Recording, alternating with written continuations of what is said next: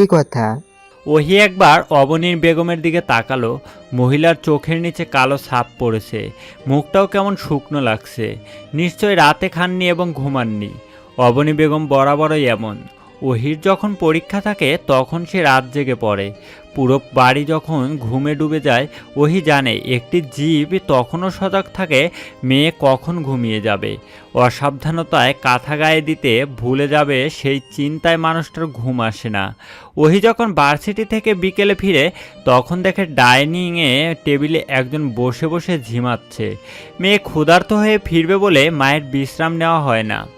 এই সব স্মৃতি ওহির মস্তিষ্কে জীবিত। তবুও কথাটা যে তাকে বলতেই হবে। বুক চিরে বেরিয়ে এলো দীর্ঘশ্বাস। অবনী বেগমের দিক থেকে চোখ ফিরিয়ে নিল সে। ওই মুখের দিকে তাকিয়ে যে সে এত কঠিন কথা বলতে পারবে না সম্ভবত নয়।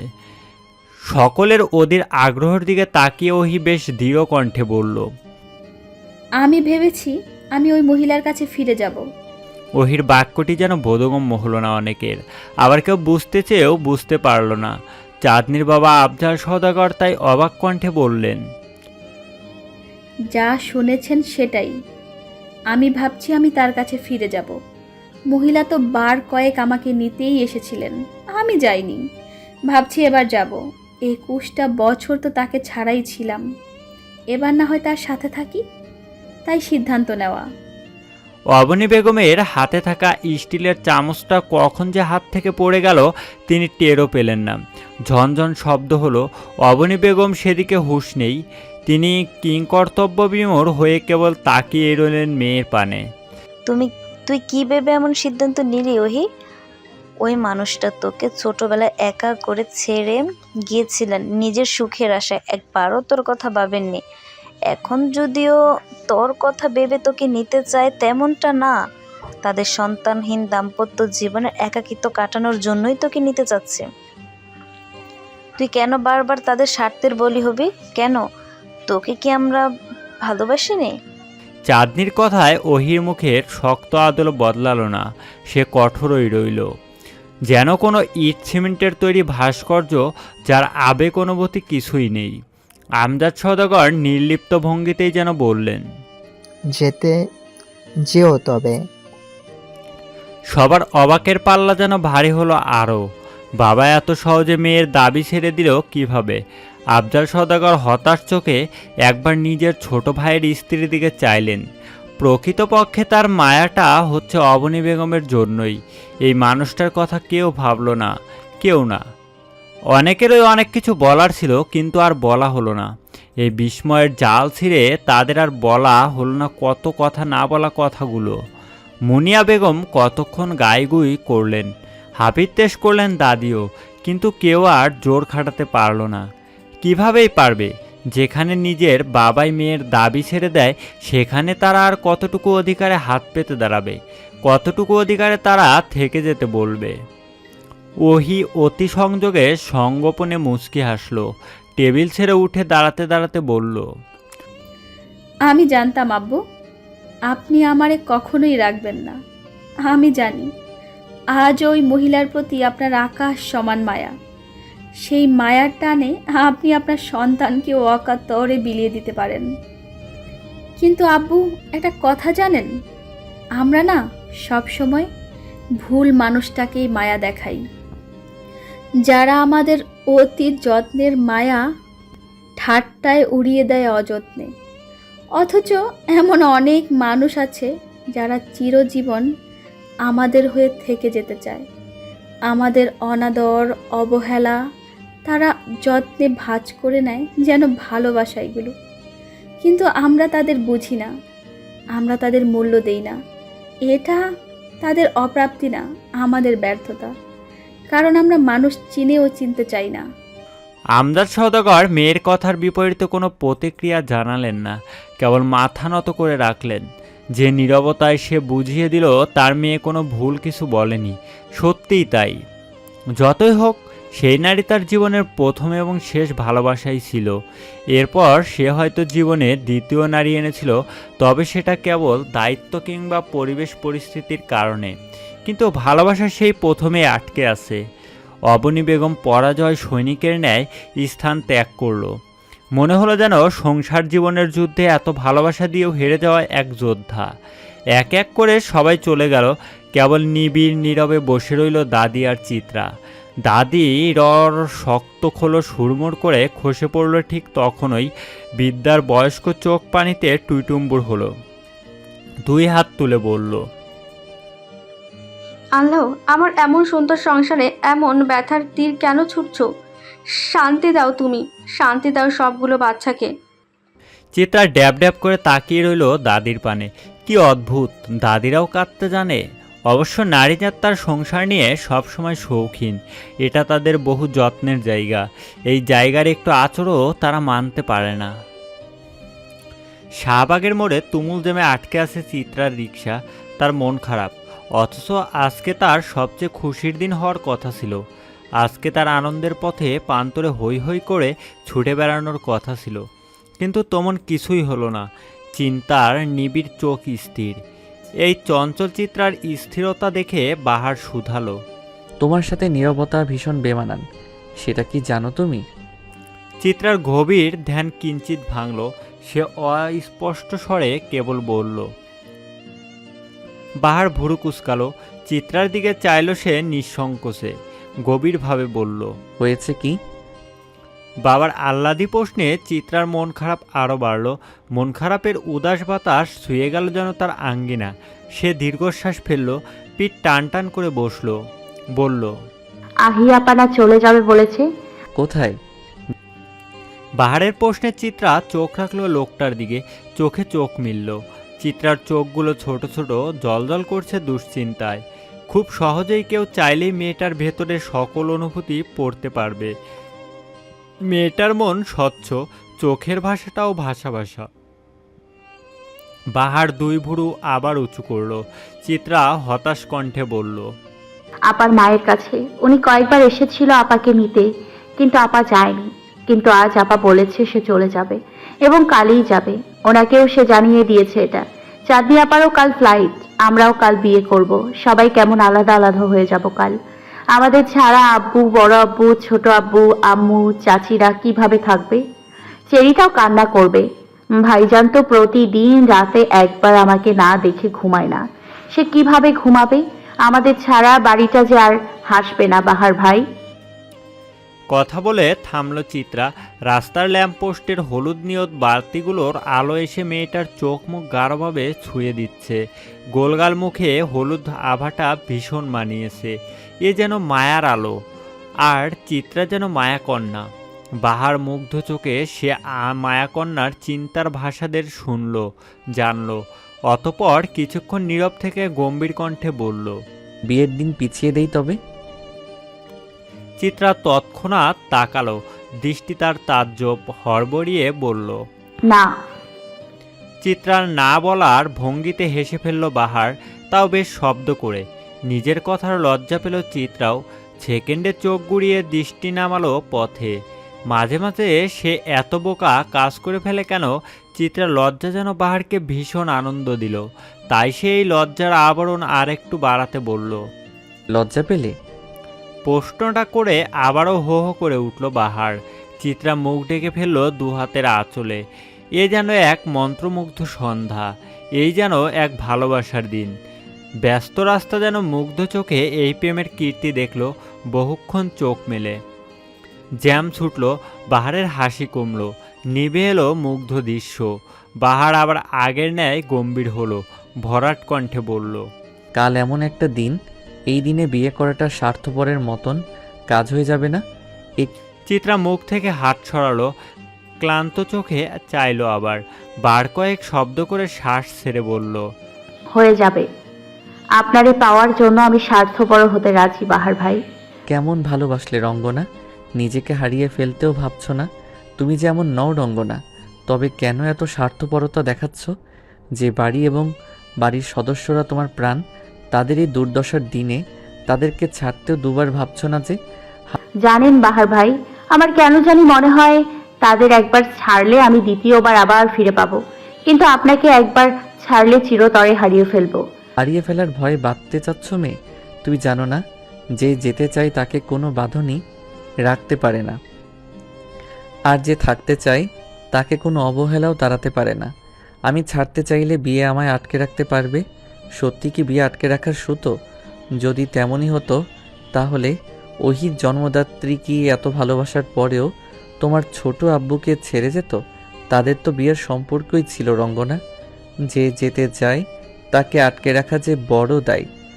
বাহার ভাইয়ের সহজ সরল কথাগুলো কতক্ষণ অসুরের ন্যায় নৃত্য করল চিত্রার ছোট্ট মগজে। মেয়েটা সইতে পারল না এই ভারী সত্যি কথার তোপ। তার উদাসীন চোখ জলে টুইটুম্বুর হলো। আমি এত জটিলতা বুঝি না বাহার ভাই।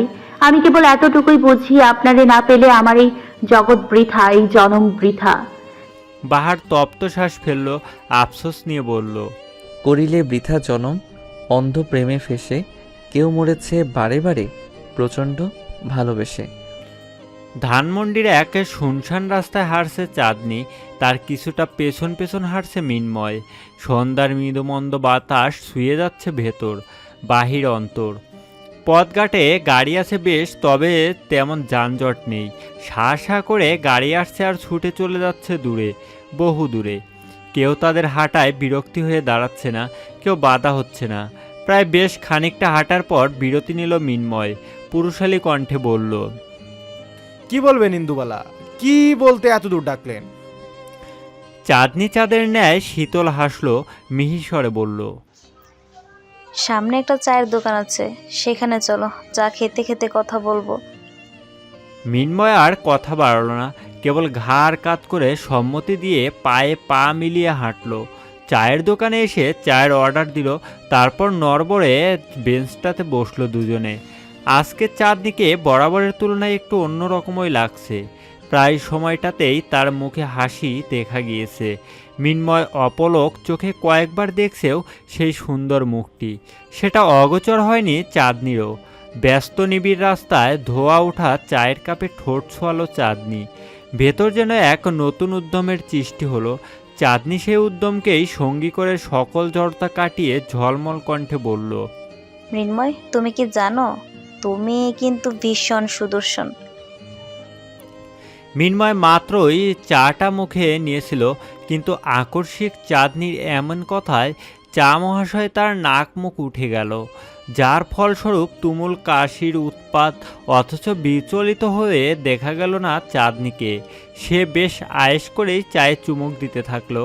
মিনিট পেরোতে মিনময় স্বাভাবিক হলো, কিন্তু তার চোখ মুখ দেখে বোঝা যাচ্ছে এখনও তার ভিতরের হতবম্ব ভাবটা কাটেনি। চাঁদনি দীর্ঘ বিরতির পর আবার বলল, তুমি এটাও কি জানো যে তুমি আমার থেকে শতগুণ ভালো মেয়ে ভবিষ্যতে পাবে? চাঁদনির আকস্মিক এমন দ্বারার প্রশ্নে মিনময় ভাষা হারিয়ে ফেলছে। ফ্যাল করে চেয়ে থাকা ছাড়া সে আর কিছুই যেন করতে পারল না। চাঁদনি হাসলো মিনময়ের এমন দশায়, ভাবুক স্বরে বলল, তুমি আমাকে পছন্দ করো এতটুকু অবধি আমি মেনে নিয়েছিলাম, বা বলা যায় এতটুকু অবধি সব ঠিকই ছিল। তবে ভুল কখন হলো জানো? মিনময় ভুরু কুচকালো, শুধালো, কখন? যখন তুমি আমাকে পছন্দ করো বলে নিজের বিবেক বিবেচনা বোধ হারালে। কিভাবে পারলে মৃন্ময় নিজেকে এতটা ছোট করতে? তবে আমার কোনো অভিযোগ নেই তোমার প্রতি। তুমি ছোট মানুষ, ভেবেছিলে ছোটবেলায় খেলনা চাওয়ার বায়না আর মানুষ চাওয়ার বায়না বোধহয় এক, তাই ভুল পথে হলেও সেটা পেতে হবে। কিন্তু মৃন্ময়, সব সময় সব কিছু যে তোমাদের মন মর্জি মতন চলে না। কখনো না পেয়েও বাঁচার ক্ষমতা রাখতে হয়। তুমি কি জানো কখন মানুষ হেরে গিয়েও জিতে যায়? তোমার অন্তর মানুষ চাওয়ার খেলায় হেরে যাওয়া উচিত ছিল। এত বড় ভুল করা উচিত হয়নি তোমার। চাঁদনির কথা থামতেই তর তর করে ঘামল মিনময়। অতি উত্তেজনায় বসে না থাকতে পেরে চট করে দাঁড়িয়ে গেল। তোতলানো কণ্ঠে বলল, কি বলছেন ইন্দুবালা? চাঁদনি এবার গা ঝাড়া দিয়ে উঠে দাঁড়ালো। চায়ের বিলটা পরিশোধ করতে করতে বলল, কালকে আমার ফ্লাইট, আমি দেশ ছেড়ে চলে যাব কালই। তবে দেশ ছাড়ার আগে এত বিদঘুটে একটা সত্য না জানলেও বোধহয় ভালো ছিল, তাই না মৃন্ময়? না হয় আমি ভুল করে ভাবতাম একটা পাগল ছেলে আমার জ্বর আসবে বলে ছাদে ওষুধ নিয়ে দাঁড়িয়ে ভিজেছিল, আর আমাদের ছবি ভাইরাল হওয়াটা কাকতালীয় ছিল। কিন্তু তোমার ভালোবাসার দুর্ভাগ্য মৃন্ময়, আমি শেষ বেলাতে এসেও তোমাকে ভালোবাসার বিনিময়ে আরেক ধাপ অপছন্দ করে গেলাম। ভালো থেকো মৃন্ময়, আর যাকে ভালোবাসবে তার মন ভেঙ্গো না কখনো। মন ভাঙার যন্ত্রণাটা মৃত্যুর সমান, জানো। মৃন্ময় কথা বলল না। তার মনে হলো পৃথিবী ঘুরছে এবং সেই ঘুরন্ত পৃথিবীকে চাঁদনি নামক একটি মেয়ে তার থেকে চিরজীবনের মতো দূরে চলে যাচ্ছে। নিকোষ আধার কালো রাত্রি শোক নামিয়েছে ধরায়, অথচ এই শোককে সুখ করতে ব্যস্ত সওদাগর বাড়ির ছটফটে প্রাণগুলো। হয়তো তারাও চাচ্ছে তাদের এই বিস্তর বিচ্ছেদের শেষ স্মৃতিটা আনন্দঘন হোক। ড্রয়িং রুমে বসেছে সকলের আড্ডা, যদিও ভেতর ভেতর সকলে ঝিমিয়ে গিয়েছে কঠিন দুঃখে, কিন্তু উপর উপর সকলে এমনভাবে নিজেকে প্রকাশ করছে যেন তার পৃথিবীর সবচেয়ে সুখী মানুষ। এমন কেউ বাদ নেই যে এই সওদাগর বাড়ির ড্রয়িং রুমে উপস্থিত নেই। দাদি হতে শুরু করে ছোট্ট চেরি সহ উপস্থিত। দু চোখ ভরে সকলেই যেন দেখে নিচ্ছে এই শেষ একত্রিত হওয়ার আনন্দ। এরপর আর কে কবে একত্রিত হবে কেউ জানে না। গান হলো, আড্ডা হলো, খাওয়া দাওয়া হলো ভরপেট। কেউ আহ্লাদে আটখানা হলো, কেউ বা সুখের চিতি নিয়ে ঘুমাতে গেল। আজ চিত্রা, চাঁদনি, ওহি এই তিনজন একসাথে ঘুমোতে গেল, হয়তো শেষবারের মতন। আর কখনো যদি বালিশ ভাগাভাগি করে ঘুমানো না হয়।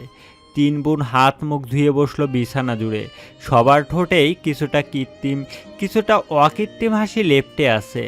চাঁদনি তার ছোট দুই বোনের দিকে তাকালো, বিরাট এক শ্বাস ফেলে বলল, তোমাদের ছেড়ে কতটা দূরে চলে যাচ্ছি, আবার কবে আনন্দ ভাগাভাগি করব বলো। সব সময় তো আনন্দই ভাগ করলাম আপাই, আজকে একটু দুঃখ ভাগ করব। আমার না ভীষণ ব্যথা হচ্ছে বুকে, আজ একটু ভাগ করে নেবে দুঃখ। আমি না আর এই ভার বহন করতে পারছি না। ওহির অপ্রত্যাশিত করুণ আবদারে শিরা উপশিরা কেঁপে উঠল চাঁদনি ও চিত্রার। এই ওহি তাদের অপরিচিত, এত ভীষণ অপরিচিত কখনোই লাগেনি তাকে। এই অসহায় ওহিকে দেখে ভাষাহারা দুজন। ওহি কাঁদছে, শব্দহীন কান্না। চোখের পাতা থেকে গড়িয়ে পড়ছে কত অজস্র অশ্রুবিন্দুরা। চাঁদনি, চিত্রা দুজনেই উঠে এলো, জড়িয়ে ধরল বোনকে, যেন ভরসা দিল তারা আছে। ওহিও বিনা সংকোচে মুখ লুকালো বোনদের ভরসা স্থলে। চাঁদনি বরাবরই বুঝদার, তাই সে মুহূর্তেই বুঝে ফেলেছে ওহির সাথে নিশ্চয় ভয়ঙ্কর কিছু ঘটেছে। না হয় এমন চাপা স্বভাবের মেয়ে এভাবে তার ব্যথা প্রকাশ করতো না। ওহির শরীর কাঁপছে ক্ষণে ক্ষণে কান্নার দাপটে। তার পিঠ ছুঁয়ে সান্ত্বনা দিচ্ছে চিত্রা। বেশ অনেকক্ষণ, অনেকটা সময় পেরিয়ে গেল। কান্নার দাপট কমে এলো ওহির। স্তম্ভিত ফিরে পেল সে। তৎক্ষণাৎ সে চাঁদনির বুক থেকে মাথা তুলল, নিজেকে যথেষ্ট গুছিয়ে কথা ঘোরানোর জন্য বলল, কিছু হয়নি আপাই, তুমি চলে যাবে তো তাই কষ্ট হচ্ছিল, ভীষণ মিস করব তোমায়। কথা ঘোরাচ্ছিস? চাঁদনি কোমল প্রশ্নে তপ্তশ্বাস ফেলল ওহি। বার কয়েক জোরে জোরে নিঃশ্বাস নিয়ে নিজেকে শক্ত করার চেষ্টা করলো, কিন্তু চাঁদনি নাসের বান্দা, আগের নে অটল নিজের জায়গাটায়। চিত্রাও এবার মুখ খুলল, ভাবুক স্বরে বলল, কি হয়েছে ছোট আপা, বলো আমাদের।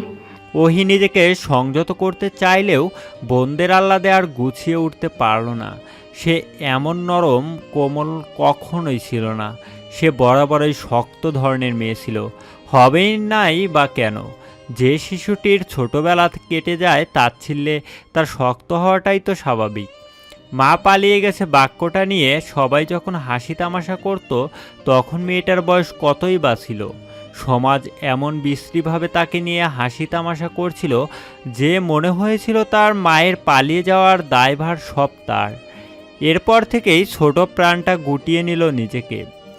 যদিও মায়ের চেয়ে বেশি ভালোবাসা দেওয়া অবনী বেগম তাকে আগলে নিয়েছিল, কিন্তু ওই যে একবার পাথর হওয়ার পর আর কোনো কিছুই ছুঁতে পারল না তাকে। তারপর সেই ছোটবেলার পর আজ বোধ হয় তাকে এমন ভাঙতে দেখা গেল, ওহির দুঃখের পাল্লা ভারী হয়। ভেঙে আসা কণ্ঠে বলে,